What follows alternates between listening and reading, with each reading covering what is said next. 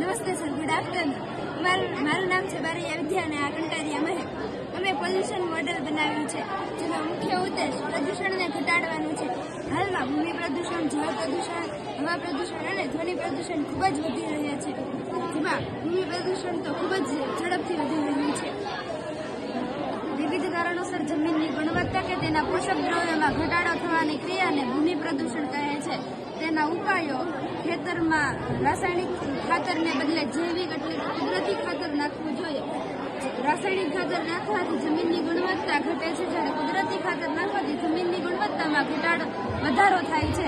રાસાયણિક ખાતરથી અળસિયા અને સૂક્ષ્મજીવો જે મૃત્યુ પામે છે, જ્યારે કુદરતી ખાતર નાખવાથી અળસિયા અને સૂક્ષ્મજીવો વૃદ્ધિ પામે છે. ત્યારબાદ જળ પ્રદૂષણ એ ફેક્ટરીઓમાંથી નીકળતા દૂષિત પાણી થાય છે.